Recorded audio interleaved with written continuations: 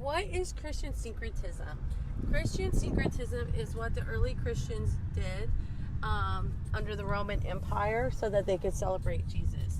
The only way that they were going to have some sort of Christian celebration or Christian holiday is that they had to basically fuse it into a pagan holiday, since they already had the holidays of Easter and the holiday of winter solstice under the pagans and the occult and all of the things. It's not really, wouldn't say the occult back then. Back then it would be like the Romans and their gods. It's just pagan, okay? Pagan is just anything that you worship that's not God. It's outside of God. So that is what syncretism is. And we do not live under the Roman Empire anymore.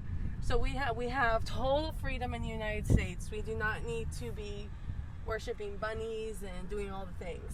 I know I will hear, oh, we don't worship the rabbits, we don't do that, that is not, that's just for fun, so the kids can this and that. There's so many things that the kids can do that incorporate Jesus and not pagan rituals.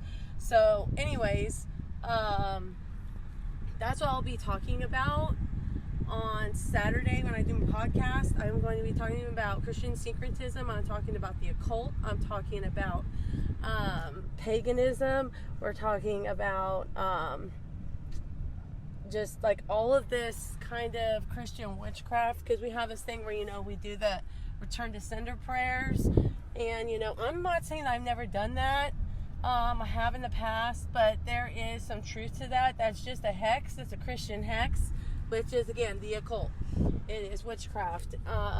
It does not matter if you don't know any better. It is your job to get to know the Lord and to know better.